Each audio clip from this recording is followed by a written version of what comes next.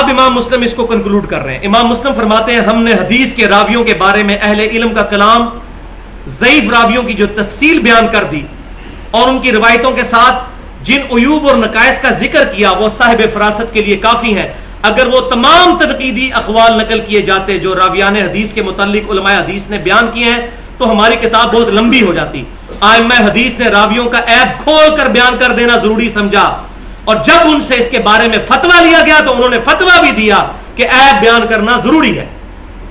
اور یہ بڑا اہم کام ہے کیونکہ دین کی بات جب بھی نقل کی جائے گی وہ تین چیزوں سے خالی نہیں ہوگی. یہ جناب اب پھکی آ رہی جو کہہ رہے ہیں جی ضعیف حدیثیں بھی لے لی جائیں اعمال کے اندر، فضائل اعمال اسی بنیاد پہ لکھی ہوئی ہے نا. یہ سنیں امام مسلم کیا فتویٰ دے رہے ہیں کہ حدیث کی وجہ سے تین چیزیں لی جائیں گی. نمبر ایک، یا تو حدیث کسی چیز کو حلال اور حرام کرنے کے بارے میں ہوگی. نمبر دو، یا حدیث کسی نیکی کے بعد کے حکم اور کسی برائی کی ممانعت کے لیے ہوگی. نمبر تین، یا حدیث ترغیب اور ترہیب کے لیے ہوگی. ترغیب کیا؟ نیک اعمال کے فضائل بیان کر کے لوگوں کو قائل کرنا، اور ترہیب وعید بیان کرنا. تو کہتے ہیں ان تینوں معاملوں میں حدیث ہوگی، لہذا حدیث صحیح ہونی چاہیے.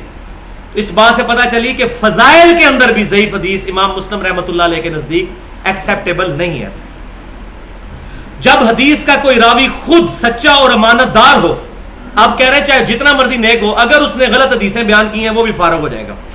جب حدیث کا کوئی راوی خود سچا اور امانت دار نہ ہو اور پھر وہ روایت بھی بیان کرے اور بعد والے لوگ اس راوی کی خرابی کے باوجود دوسرے لوگوں کو جو اس کو غیر ثقہ کے طور پر نہ جانتے ہوں اس راوی کی کوئی روایت بیان کر دیں اور اس کے احوال پر کوئی تنقید اور تبصرہ نہ کرے، تو ایسے علماء دراصل مسلم عوام الناس کے ساتھ خیانت کر رہے ہیں اور دھوکہ دے رہے ہیں. کیونکہ ان احادیث میں بہت سی احادیث من گھڑت ہوں گی اور عوام کی اکثریت راویوں کے احوال سے ناواقفیت کی بنا پر ان حدیثوں پر عمل کرنا شروع کر دے گی، اور اس طریقے سے اس تمام کا گناہ اس راوی پر بھی ہوگا جس نے یہ حدیث بیان کی ہے.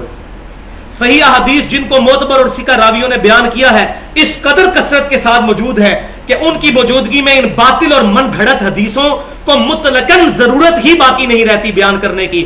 اس تحقیق کے بعد بھی میں نہیں سمجھتا، یہ آخری جملے ہیں ان کے.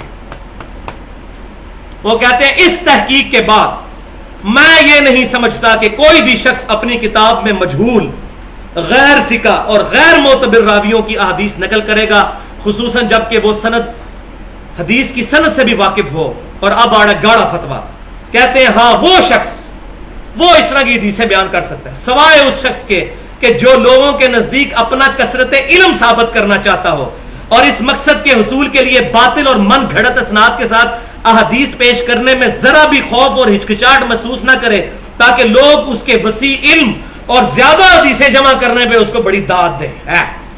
بڑے پہنچے بزرگ نے انیاں حدیثاں. اب کیا کہتے ہیں امام مسلم؟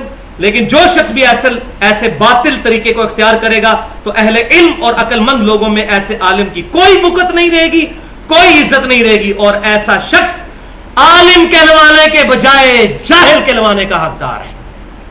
یہ ہے جاہل. جو کہتے ہیں اتنے بڑے بڑے علماء پاگل ہیں، ان کو کہا انہوں نے کہ یہ عالم کہلوانے کے لائق نہیں ہے، یہ جاہل ہے. لا الہ الا اللہ اشرف علی تھانوی رسول اللہ معاذ اللہ استغفر اللہ، لا الہ الا اللہ چشتی رسول اللہ معاذ اللہ استغفر اللہ. عالم نہیں، جاہل کہلوانے کے حقدار ہیں. بھائی یہ گاڑا فتویٰ لگایا امام مسلم نے، میرے نال نہیں کرنا.